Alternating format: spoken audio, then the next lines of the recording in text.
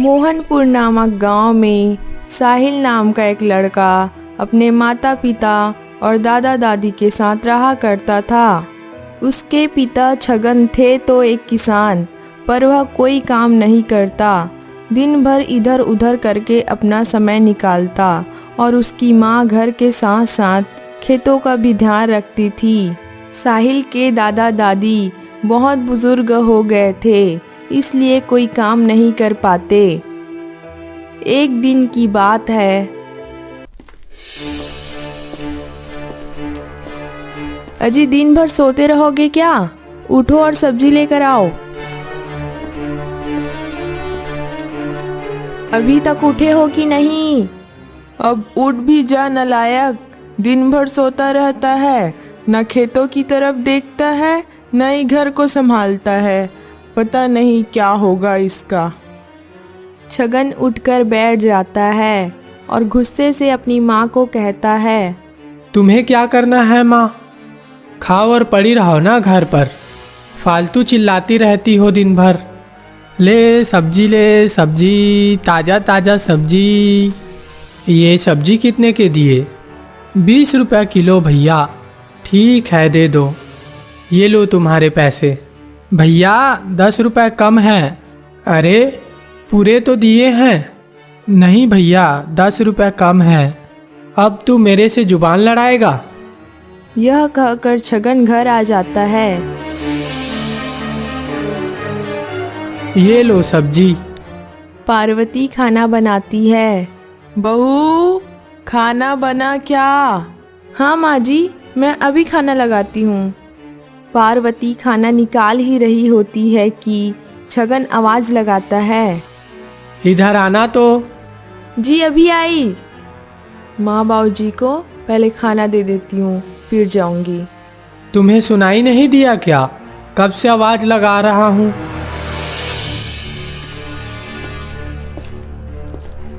बताइए ना क्या हुआ? मेरे जेब से पैसे किसने निकाले? जी मैंने निकाले थे। मुझसे बिना पूछे पैसे तुमने निकाले कैसे? अजी आप सो रहे थे, इसलिए मैंने आपको नहीं उठाया, और वो पैसे मैंने फालतू खर्च नहीं किए। मैंने उस पैसे से साहिल की स्कूल फीस ही जमा की है। वो पैसे स्कूल फीस के लिए हो चाहे किसी और के लिए, मुझे नहीं पता, लेकिन दोबारा मुझसे पूछे बिना कोई भी मेरे पैसे नहीं निकालेगा।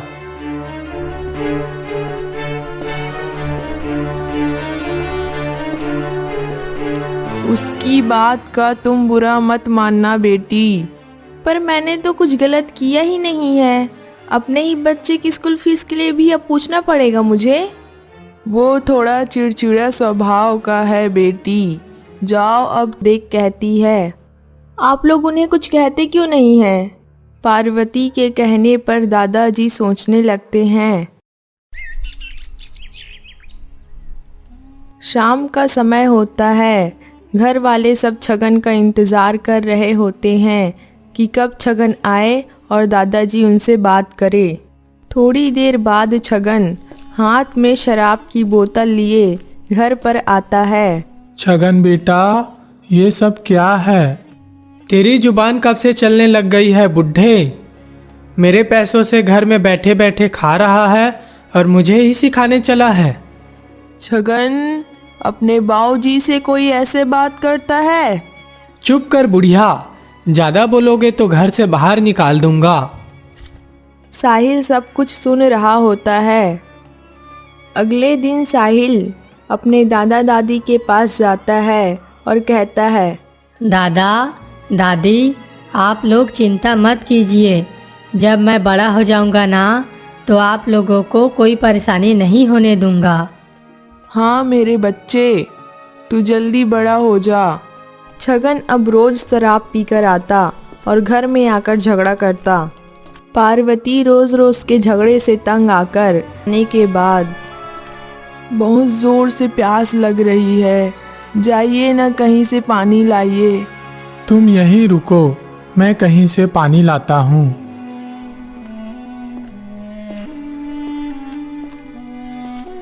थोड़ी दूर जाने पर उनको एक मटका दिखाई देता है। ये रहा मटका, शायद मुझे इसमें पानी मिल जाए। थोड़ा सा मैं पी लेता हूँ, फिर साहिल की दादी के लिए लेकर जाऊंगा। हाँ।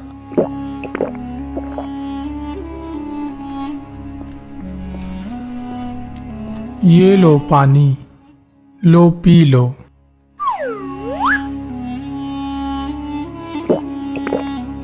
अब हम कहाँ जाएं? हमें तो पता भी नहीं है कि हम जा कहाँ रहे हैं। सब भगवान के ऊपर छोड़ दो, जो होगा अच्छा ही होगा। यह कहकर वह दोनों आगे का सफ़र तय करते हैं। साहिल अपने दोस्तों के साथ खेल रहा होता है। तभी अचानक वह दादा दादी को देखता है और उनके पास जाता है। दादा दादी जी, आप दोनों यहाँ? चलो घर चलो।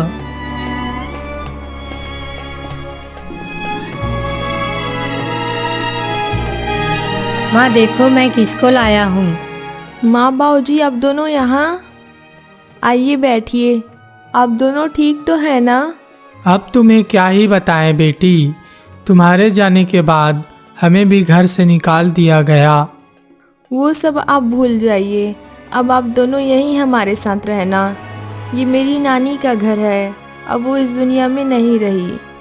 अब आप लोग थोड़ा आराम कीजिए।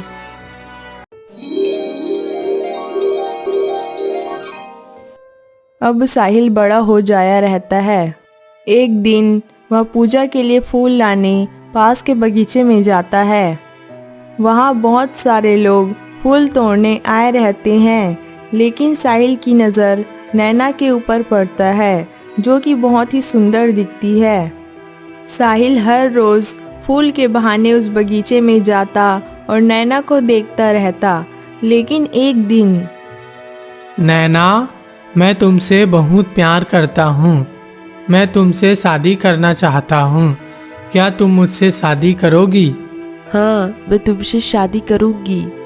माँ, देखो मैं किसे लाया हूँ। सभी लोग बाहर आते हैं। माँ, ये तुम्हारी बहू नैना है। मैं इससे प्यार करता हूँ। हमारी खुशी तो हमारे बच्चों से है ना माँ जी? हाँ बहू। आओ बच्चों, अंदर आओ। और कौन कौन है बेटी तुम्हारे घर में? मेरे पिताजी बस थे, लेकिन अब वो भी नहीं रहे। कोई बात नहीं बेटी, आज से यही तुम्हारा परिवार है। दिन बीतते गया और खुशी खुशी सब रहने लगे। और एक दिन, माँ, हम लोग अपने घर क्यों नहीं जाते? नानी के घर में क्यों रहते हैं? और पिताजी अभी कहाँ होंगे? मुझे भी उनकी बहुत याद आती है। पता नहीं कहाँ और कैसे होंगे। मुझे भी पिताजी से मिलना है। चलो ना माँ, हम अपने घर चलते हैं। लेकिन बेटा, लेकिन कुछ नहीं माँ, चलो ना हम घर चलते हैं। कहो ना दादी माँ को। हाँ बहू, बहुत दिन हो गए उसको देखे।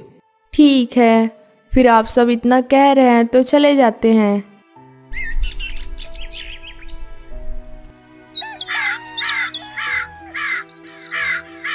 अगली सुबह सभी अपने घर पहुंच जाते हैं और देखते हैं कि छगन दरवाजे के पास गुमसुम बैठा होता है। उसे देख लगता है कि मानो सबके जाने के बाद वह बहुत अकेला पड़ गया होगा। अचानक उसकी नज़र घर वालों पर पड़ी। मुझे आप सब माफ़ कर दीजिए। मैंने अहंकार में आकर कितना बड़ा कदम उठाया। मुझे माफ़ कर दो। मुझे परिवार की अहमियत पता नहीं थी। आप सबके जाने के बाद मुझे समझ आया कि परिवार क्या होता है। मुझे पता है मैं माफ़ी के लायक भी नहीं हूँ। बेटा, परिवार ही सब कुछ होता है। तुम्हारी खुशी में हो चाहे दुख में हो, परिवार ही खड़ा होता है। हाँ पिताजी, आप सही कह रहे हो। सभी खुशी खुशी आगे की जिंदगी बिताने लगते हैं।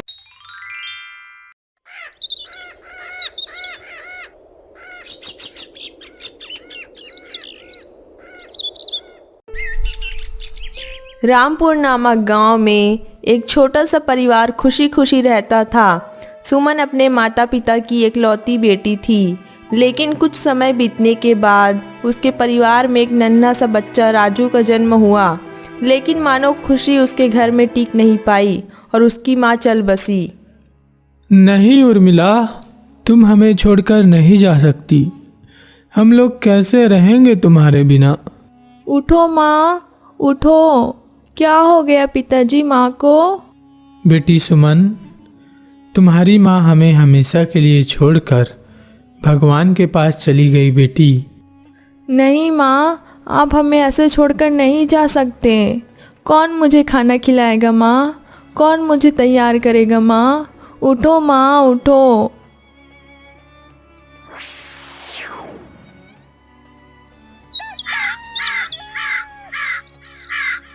बेटी सुमन, मैं खेत की तरफ से होकर आता हूँ।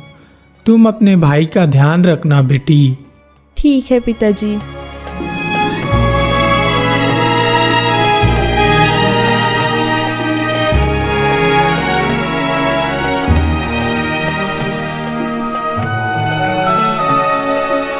बेटी सुमन, मैं खेत की तरफ से बाजार होकर आया हूँ, तो कुछ सब्जी और राजू के लिए दूध लेकर आया हूँ। लाओ पिताजी, थैला मुझे दो। आप हाथ पैर धो लो, मैं आपके लिए खाना लगाती हूँ।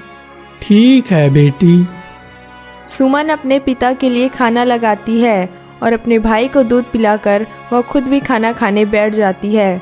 फिर सब खाना खाकर सो जाते हैं। अगली सुबह सुमन के पिता फिर से खेत में काम करने के लिए जाते हैं और आज की धूप बहुत तेज होने के कारण सुमन के पिता दोपहर में ही घर पर आ जाते हैं और बिस्तर पर लेट जाते हैं। सुमन पिता को बिस्तर पर लेटे देख कहती है, क्या हुआ पिताजी, आप ठीक तो हैं ना? रुको, मैं आपके लिए पानी लाती हूँ। बेटी सुमन, अगर मुझे कुछ हो जाए तो तुम अपने छोटे भाई राजू को माँ की तरह प्यार देना और पढ़ा लिखा कर काबिल बनाना। आज आप ऐसा क्यों कह रहे हो पिताजी? पता नहीं बेटी, मेरी तबीयत को देखते हुए मैं और कब तक जिंदा रहूँगा, इसलिए तुम्हें ये सब बातें बोल रहा हूँ बेटी। यह कहते ही सुमन के पिता चल बसते हैं। नहीं पिताजी, आप हम दोनों भाई बहन को ऐसे छोड़कर नहीं जा सकते। अब दोनों भाई बहन अकेले हो जाते हैं। सब कुछ सुमन को ही अकेले संभालना पड़ता है। सुमन को कहीं भी जाना होता है तो वह अपने छोटे भाई को भी साथ में लेकर जाती है। गांव के कुछ बच्चे उन दोनों को अनाथ अनाथ करके चिढ़ाने लगते हैं। फिर भी सुमन कुछ न कहकर अपने घर चली आती है। लेकिन अगली सुबह जब सुमन रसोई में जाती है तो उसे खाने के लिए कुछ भी नहीं मिलता। अब मैं अपने भाई राजू को दूध कहाँ से पिलाऊं और मेरे पास तो पैसे भी नहीं हैं। सुमन अपने भाई राजू को लेकर पास की दुकान में जाती है और कहती है, भैया मुझे दूध चाहिए था, पर मेरे पास आपको देने के लिए पैसे नहीं हैं। चल भाग यहाँ से, पता नहीं कहाँ कहाँ से आ जाते हैं। फिर सुमन वहाँ से चली जाती है और कुछ दूर जाकर उसे एक हलवाई की दुकान दिखाई देती है। फिर सुमन अपने भाई को लेकर वहाँ चली जाती है। काका, मुझे दूध चाहिए था, पर मेरे पास आपको देने के लिए पैसे नहीं हैं। मेरा भाई सुबह से भूखा है काका, थोड़ा सा दूध दे दो। ठीक है, ले। सुमन खुश हो जाती है और दूध लेकर जा ही रही होती है कि एक व्यक्ति गलती से दूध गिरा देता है।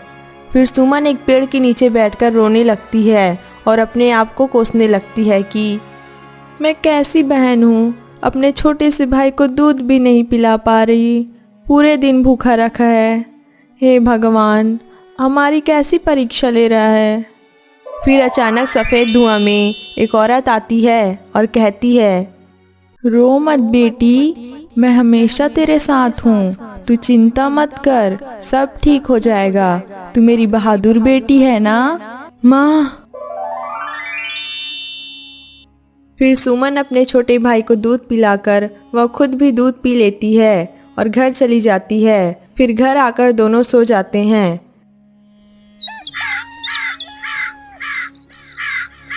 फिर अगली सुबह सुमन अपने छोटे भाई को लेके काम ढूंढने निकल जाती है। अब उसका भाई राजू 5 साल का हो गया है। बहुत सारे दुकानों में जाने के बाद भी सुमन को कोई काम नहीं मिलता। सुमन उदास हो जाती है। तभी एक बूढ़ी दादी आती है और सुमन से कहती है, क्या हुआ बेटी, तुम क्यों इतनी उदास बैठी हो? और ये छोटा बच्चा कौन है? दादी, मेरा नाम सुमन है और ये मेरा भाई राजू है। हमारा इस दुनिया में कोई नहीं है। मैं कोई एक अच्छा काम ढूंढ रही हूँ जिससे मेरे भाई को मैं पढ़ा सकूँ और अच्छी परवरिश कर सकूँ। बेटी, अब आज के बाद ऐसा कभी मत बोलना कि इस दुनिया में तुम्हारा कोई नहीं है। अब से तुम दोनों मुझे दादी माँ बोलना, ठीक है? और तुम दोनों मेरे साथ चलो। नहीं दादी माँ, हमारे घर में माँ और पिताजी की बहुत सारी यादें हैं। उन्हीं के सहारे हम रह लेते हैं। कुछ काम मेरे लायक होगा तो बताना दादी माँ। ठीक है बेटी, जैसी तुम्हारी मर्जी। मेरा फल का एक कारोबार है, क्या तुम उसमें काम करना चाहोगी? हाँ दादी माँ, मैं कर लूँगी। ठीक है बेटी, कल यहाँ पास के बगीचे में तुम आ जाना। ठीक है दादी माँ, मैं कल आ जाऊँगी। सुमन बहुत खुश होती है और दोनों भाई बहन खुशी खुशी घर चले जाते हैं।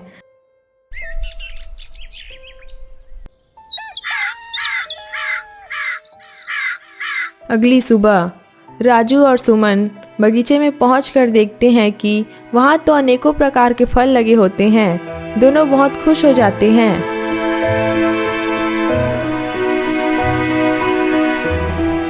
बेटा राजू, अब तू कल से स्कूल जाना। मैं प्रिंसिपल सर से बात कर ली हूँ, ठीक है? देखा भाई, दादी माँ कितनी अच्छी है। हाँ दीदी, दादी बहुत अच्छी है। अब सब ठीक हो जाएगा मेरा भाई। तू अब स्कूल जाएगा, पढ़ाई करेगा और पढ़ लिख कर बड़ा साहब बनेगा। हाँ दीदी, मैं आपका सपना जरूर पूरा करूँगा। दादी माँ सुमन को बगीचा दिखाती है और सब काम समझा देती है। थोड़ी देर बाद सुमन अपना काम खत्म कर जल्दी घर आ जाती है। दादी माँ उनको एक टोकरी में अलग अलग प्रकार के फल दिए रहती है। उसको खाकर दोनों सो जाते हैं। सुबह राजू स्कूल जाने के लिए तैयार होता है। फिर सुमन राजू को स्कूल छोड़कर काम पर चली जाती है। अब राजू बड़ा हो जाया रहता है। 12वीं क्लास में सबसे ज़्यादा नंबर लाने के कारण उसे स्कूल में सम्मानित किया जाता है। फिर घर आकर राजू अपनी दीदी को सारी बातें बताने लगता है। सुमन यह सब सुनकर बहुत खुश होती है और कहती है, हाँ भाई, तू अब बड़ा अफसर बन जाएगा ना? दीदी, अभी समय लगेगा। अब मैं बड़े कॉलेज में एडमिशन लूँगा। राजू अब कॉलेज में एडमिशन ले लेता है और इधर सुमन अपने भाई राजू के लिए पैसा इकट्ठा करती रहती है ताकि उसकी पढ़ाई में कोई रुकावट ना आए। धीरे धीरे समय बीतता गया और राजू की पढ़ाई भी पूरी हो गई। अब उसे नौकरी के लिए कॉल आता है और वह खुश होकर अपनी दीदी को बताने लगता है। दीदी, आपको पता है, आपके लिए एक खुशखबरी है। क्या हुआ भाई? दीदी, कल मेरा इंटरव्यू है। सच में भाई? हाँ दीदी। आपका बहुत बहुत धन्यवाद भगवान जी। चल, इसी बात पे मैं तेरे लिए तेरी फेवरेट खीर बनाऊंगी। हाँ दीदी। सुमन खीर पूड़ी बनाती है और दोनों भाई बहन खाना खाने बैठ जाते हैं। फिर दोनों आराम से सो जाते हैं। अगली सुबह राजू इंटरव्यू के लिए निकल जाता है और सुमन अपने काम पर चली जाती है। राजू इंटरव्यू में पास हो जाता है और मन में सोचने लगता है कि घर जाकर दीदी को बताऊंगा तो वह बहुत खुश हो जाएगी। राजू घर पहुंचकर अपनी दीदी को बताने लगता है। दीदी दीदी दीदी, आप कहाँ हो मेरी प्यारी दीदी? मैं यहाँ हूँ भाई।